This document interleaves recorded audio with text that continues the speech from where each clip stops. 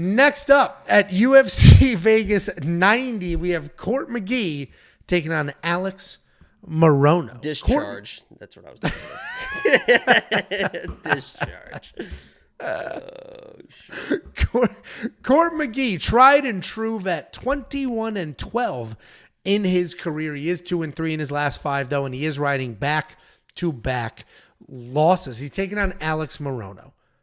23-9 in his career, 3-2 in his last 5. He's coming off that decision loss to a welterweight, Joaquin Buckley.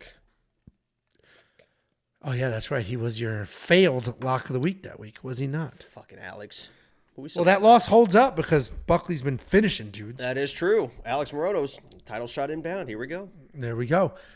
Well, he's going to have an interesting road here because he's taking on Court McGee, tried and true vet. He's been around forever. We should thank him for what he's done for us fans. He's always willing to get into a slug fight. He's always willing to bang it out. He's always willing to move forward and try to win these fights. But he is the last generation of fighter. He's not this current generation of fighter that's good at everything. This current generation of fighter that are very athletic and could have played other sports, could have done other things, but chose MMA.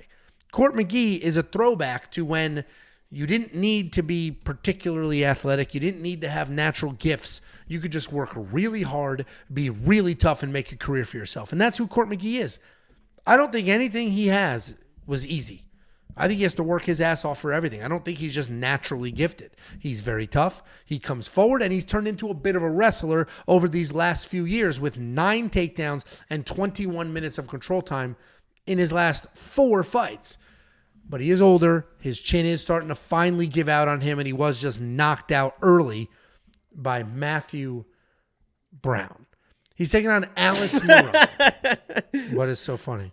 Matthew Brown. I've never heard anybody call him Matthew Brown. He's taking on Alex Morono. Alex Morono is a well-rounded guy, and I'll call him a well-rounded wild man because he can get crazy in there. He can have fun. But he is well-rounded, and he does have very good techniques everywhere. He can be a good striker.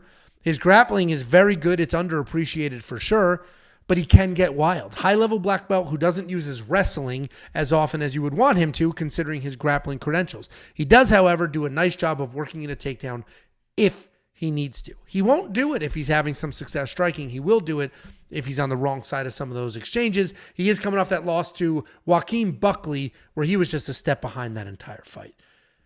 And here's a tiny bit of an off-topic thing here.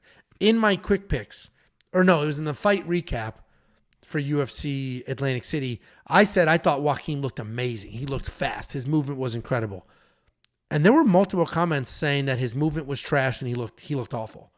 Am I crazy? It was a close-ish fight. He definitely was landing more shit, but he almost got caught in a guillotine. I think another armbar as well on takedowns, but he definitely won the fight, but he didn't dominate Alex Morono. Because I remember watching... No. I'm talking about Atlantic City. I'm talking about when he just finished Vicente Luque. Oh, Luque didn't do anything. That's what I'm saying. I said Buckley had incredible movement. It's the best he's looked at welterweight. He looked great. I mean, he wasn't really doing anything shit. Either. He was doing a lot of just crazy movement. Movement. Yeah. And it definitely was confusing Luque because Luque was like, what the fuck is I can't... And Luque finally was like, I'm going to go home because I don't know what this guy's doing. So forget it. He literally just kind of took a knee and then kind of just got out of there. But, yeah. Well, either way, that was off topic. I was surprised to see so many people say that he looked terrible when I thought he looked very good. Either way. He didn't look terrible. I am going to go Morono here. He opened at a minus 330 favorite. That did tighten, and now it's hanging out around here. It's been pretty stable at minus 280s-ish for a little while now. And I understand people's reservations because Alex Morono should be faster. He's not going to hit harder, but he should be more accurate with his strikes. He certainly is the better wrestler. But sometimes Alex Morono can be a bit unreliable. He's the better fighter here. He's always been the better fighter. He's certainly the younger fighter. He's certainly the fresher fighter. He's the wild fighter, the durable guy here. But there are times where Alex is doing things that you're like, what are you doing? Why are you doing that? So I am going to pick Alex. I do have him in a little bit of a parlay. I've parlayed him with somebody else. I'll give you the other half of that when we get there.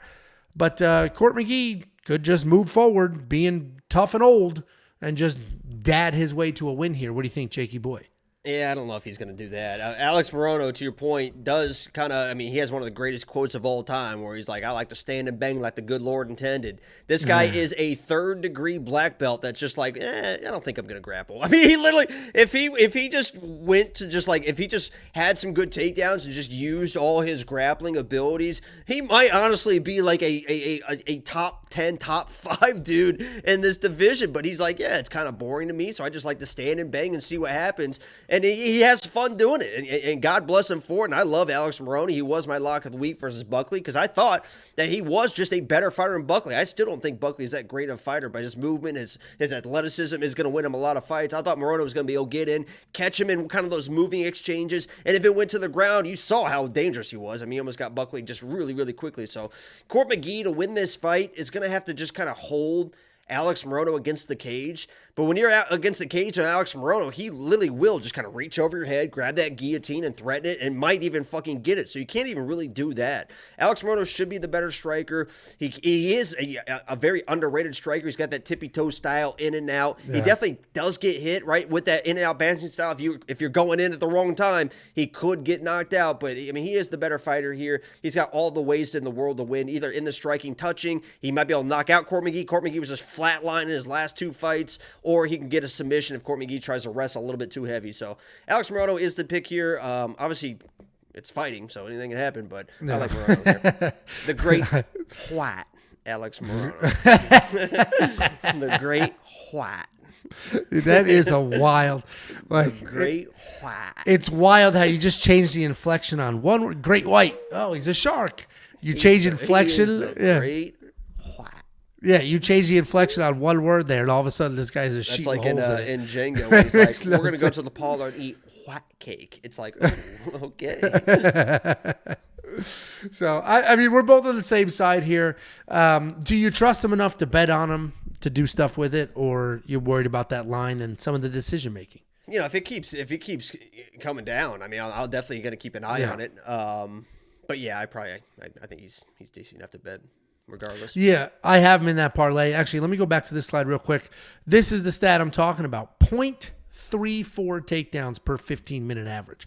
For a guy that is that good at jiu-jitsu, it's just such an annoying stat to see. You do wish he would grapple. I think 10 years is at the 3rd degree. I think that's what the caption said. Black belt for the last 10 years. You just wish he'd wrestle a little more. Like, come on. And he has a good striking, so he's not a jiu-jitsu nerd by any means. You almost want him to be a little bit of a jiu-jitsu nerd at times. Well, like, yeah, and I guarantee you, in this fight, you know, this dude does like to fucking bang, dude, and he knows Court McGee can get knocked out. So I guarantee he's already seen that knockout finish in his mind 1,000 times. Unless he gets hurt, I don't see him trying to wrestle. I completely agree with you. $9,200. Man, that's a tricky price point because obviously Matt Brown was worth his price tag in the last fight, and Court McGee was knocked out twice. But Alex Morono, he doesn't hit as hard as Matt Brown does. And Court McGee... Oh, he hits plenty hard. No, he could definitely knock out Court McGee. The great White. But Court McGee might turn into a wrestler here. He, as I mentioned... I hope he does. 21 minutes of control time in his last 3 fights, 9 takedowns in his last whatever it is. This will be over. This will be a very easy fight if if Court McGee starts wrestling early, which I think he might. I would imagine he would. Yeah, I mean, so either way, this should be a very interesting fight. I do have a bet on Alex Morono here if you want to check that out. WeWantPicks.com. Click become a member. It is only $10 for an entire month. What are we talking about? You going to pay for some weirdo's Patreon? Is that what you're going to do? Just a list of some shit? $10 a month, you're going to get tools, insight, more, a full-blown interactive website tailored to your needs. WeWantPicks.com. Click Become a Member at the top. Before you go, let me give you $50. Anybody who goes to WeWantPicks.com/bets and signs up with any one of our affiliate partners gets $50 as a thank you. Use the link, sign up, make a deposit. We send you $50 as a thank you.